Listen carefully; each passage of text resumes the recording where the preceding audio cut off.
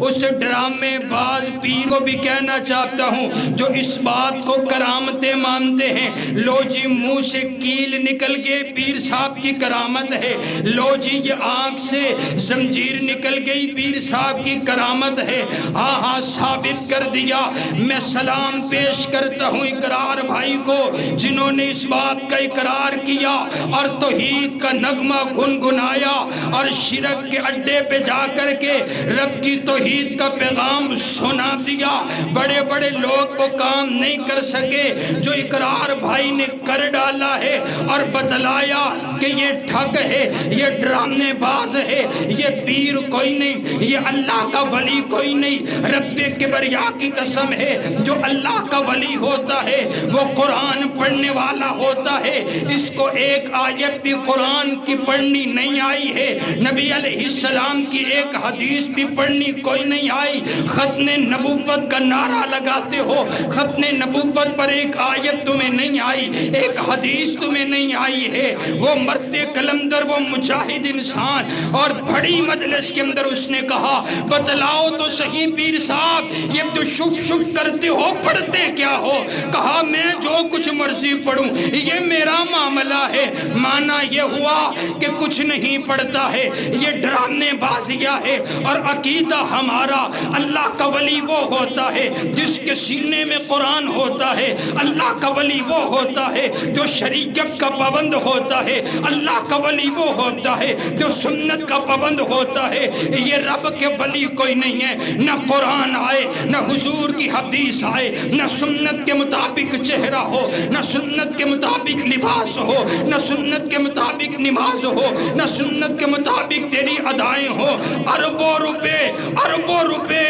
روپے کما لیے، سب سے بڑا بزنس پاکستان کے اندر یہی بزنس ہے۔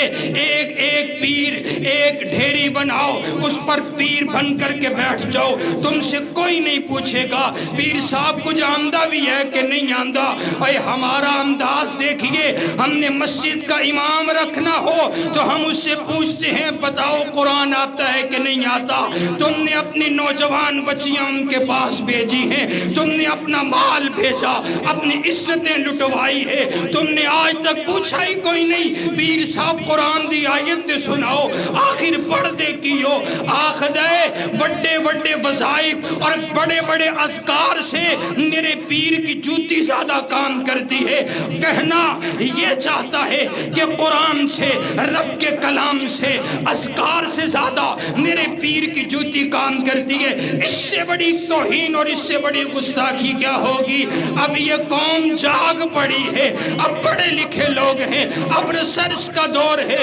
انشاءاللہ ہر ڈرامے باز پیر جتنے ہیں 99% اب ان سے سوال کیا جائے گا، اب ان کے گریبان کو پکڑا جائے گا، اور یہ جتنے رونگ نمبر ہیں ان کو ان کی گدیوں سے اتارا جائے گا۔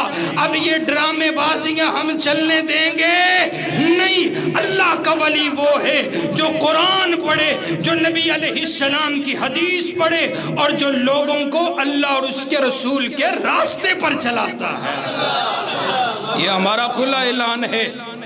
بڑے بڑے یہی تو کام علماء اہل حدیث کئی سالوں سے کر رہے ہیں، یہی تو تم کو بتا رہے ہیں کہ یہ سب ڈرامے بازیاں ہیں۔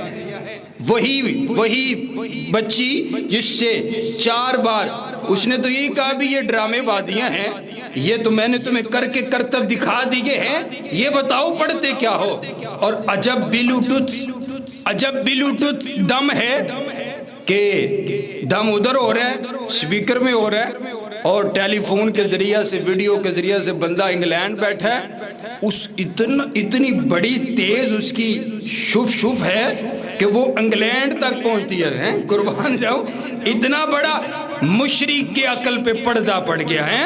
مشرک ہوندہ ہی ہوئے جنہوں عقل نہ ہوئے، عقل آ جاوے پھر رب نو پہچاننا کوئی مشکل گل ہے۔ سبحان اللہ۔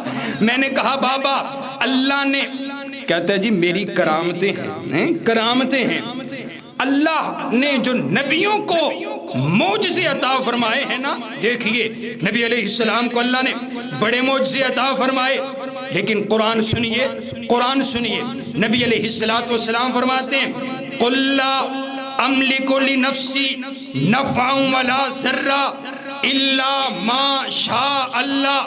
خود کائنات کا شہنشاہ کہتا ہے میرا سونا نبی بتلائیے ان کو، اور میرے نبی فرما رہے ہیں یہ جتنے معجزے ہیں یہ کرامتیں ہیں سب اللہ کی طرف سے ہے، میں تو اپنی جان کے نفع اور نقصان کا مالک نہیں ہوں، میری جان کا مالک بھی رب کبریا ہے۔